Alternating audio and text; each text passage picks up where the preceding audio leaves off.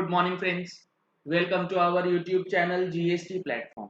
Friends, GSTR4 में purchase का details डालना है या नहीं डालना है, इसको लेकर के काफी ज्यादा कंफ्यूजन जो है लोगों में बन रहा है। आज आपको हर एक चीज GSTR4 के अंदर परचेज से रिलेटेड सारी इंफॉर्मेशन आपको एक ही वीडियो में देखने को मिलेगी कि GSTR4 जो है उसके अंदर अब परचेज जाएगा या नहीं। डिस्कशन स्टार्ट करने से पहले आपके लिए एक इंपॉर्टेंट इंफॉर्मेशन ये है कि अगर आपने अभी तक जीएसटी प्लेटफॉर्म के द्वारा जो फाइनेंशियल ईयर 18-19 का एनुअल रिटर्न फाइल होना है उससे रिलेटेड ऑनलाइन ट्रेनिंग सेशन 26 जुलाई 2020 यानी कि संडे को ऑर्गेनाइज किया गया है, जिसके अंदर सिंप्लीफाइड 9 और 9C से रिलेटेड इंपॉर्टेंट इंफॉर्मेशन शेयर किए जाने हैं। 17-18 का डेटा आप 18-19 में कैसे हैंडल करेंगे, इन सारी चीजों के बारे में बताया जाएगा। रजिस्ट्रेशन करने के लिए आप इस मोबाइल नंबर जो दिया गया है आपके स्क्रीन पे कॉल कर सकते हैं और अपनी सीट्स जो हैं वो बुक करा सकते हैं। अब देखिए, एक एक करके समझते हैं GSTR4 का क्या फंडा है। सारी चीजों को समझने से पहले एक बेसिक चीज आप ये समझ लीजिए, जीएसटी लगा था जुलाई 17 से। जुलाई 17 से लेके 31 मार्च 2019 तक जो GSTR4 था वो हमारा क्वार्टरली था और वो रिटर्न फाइल हुआ करता था कॉम्पोजिशन के लिए।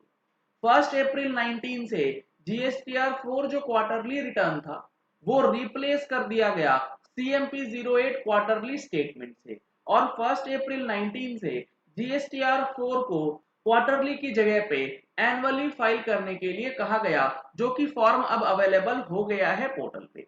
ये मैंने आपके सामने ओपन करा है फॉर्म GSTR4 क्वार्टरली रिटर्न। ये रिटर्न अभी भी अवेलेबल है पोर्टल पे जुलाई 17 से लेके मार्च 19 के लिए। अप्रैल 19 ऑनवर्ड्स जो आपको फॉर्म दिखेगा वो कौन सा फॉर्म दिखेगा, वो दिखेगा ये वाला फॉर्म जो मैंने आपके सामने अब ओपन करा है।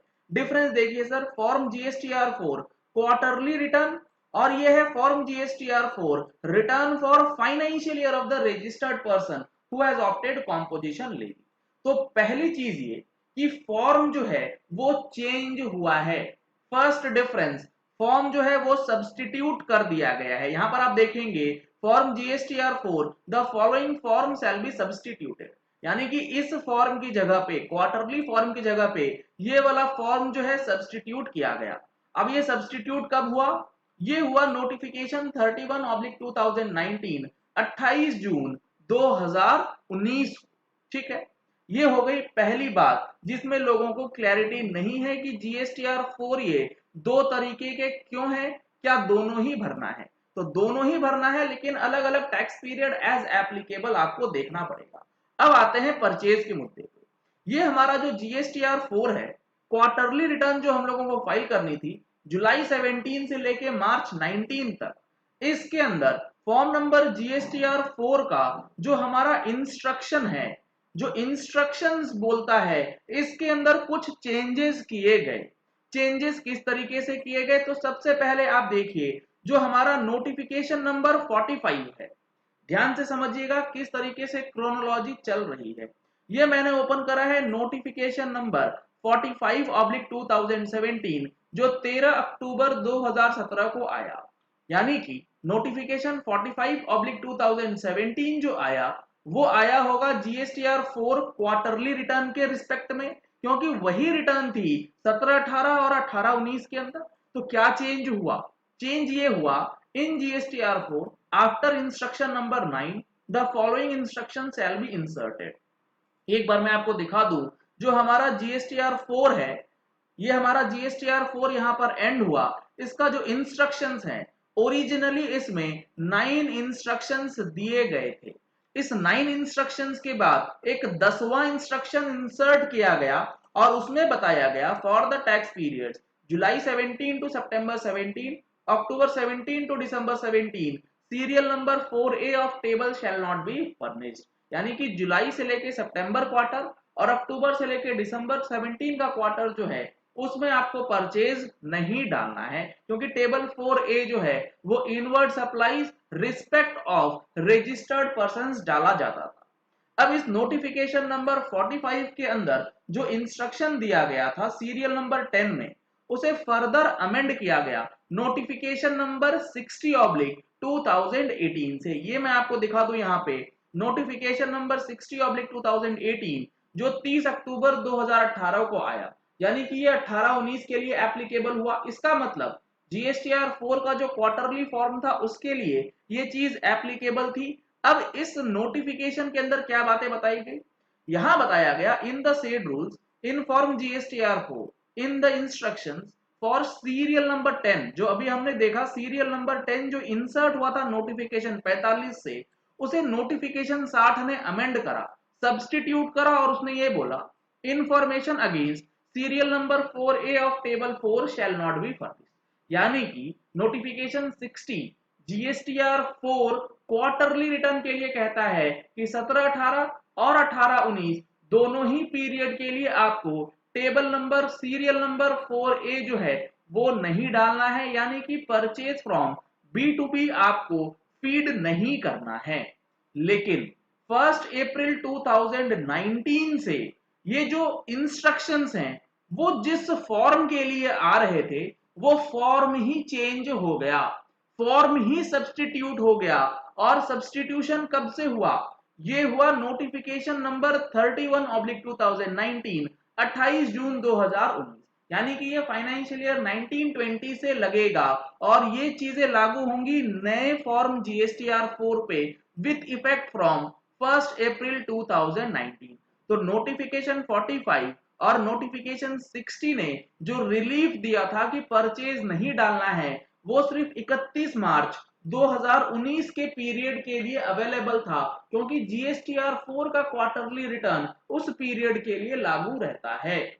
उसके बाद ये फॉर्म ही चेंज हो गया तो वो नोटिफिकेशन ऑटोमेटिकली इस नए फॉर्म वाले के लिए अपने आप ही हट जाएगा। अब इसका जो इंस्ट्रक्शंस है मैं आपको दिखाऊं तो ऐसा इंस्ट्रक्शन इसमें कहीं भी नहीं बताया गया है कि आपको टेबल नंबर 4A नहीं डालना है, बल्कि नए फॉर्म का इंस्ट्रक्शन नंबर 4 कहता है table number 4 to capture information on a consolidated basis related to inward supplies rate wise and GST invoice. यानी कि जीएसटी इनवाइज रेट वाइज आपको इनवर्ड सप्लाई का डेटा जो है वो डालना है। टेबल 4A के अंदर इनवर्ड सप्लाईज जो आपने B2B परचेज करी है, टेबल नंबर 4B के अंदर आपने अगर रिवर्स चार्ज वाला कोई परचेज किया है किसी रजिस्टर्ड सप्लायर से तो वो डालना है।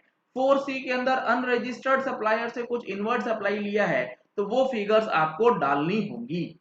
तो अब इस चीज को लेकर के कंफ्यूजन जिनको भी है कि नोटिफिकेशन 60 या नोटिफिकेशन 45 में ये बताया गया था कि टेबल 4A नहीं डालना है, तो वो कृपया करके ध्यान दें कि जो हमारा नोटिफिकेशन 60 है वो था इन रिस्पेक्ट ऑफ जीएसटीआर 4 जो कि 31 मार्च 2019 तक एप्लीकेबल था। 1 अप्रैल 19 ऑनवर्ड्स ये जीएसटीआर 4 ही एप्लीकेबल नहीं है, तो परचेज आपको डालना पड़ेगा। जो एनुअली अब ये फाइल कर रहा है जीएसटीआर 4, अभी की सिचुएशन ये है कि परचेज आपको कंसोलिडेशन बेसिस पे डालनी ही होगी।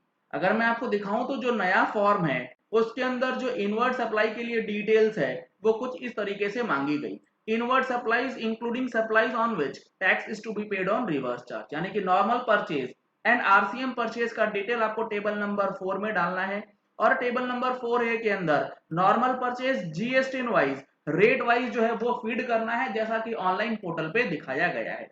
सिमिलरली 4B में रिवर्स चार्ज वाला परचेज आपको डालना है और 4C में अनरजिस्टर्ड सप्लायर से जो भी आपने परचेज किया है वो सारी चीजें डालनी है। ये कोई भी फॉर्म के अंदर ऑप्शनल नहीं है, ये मैंडेटरी क्लॉजेस हैं, इस चीज का ध्यान रख लीजिएगा।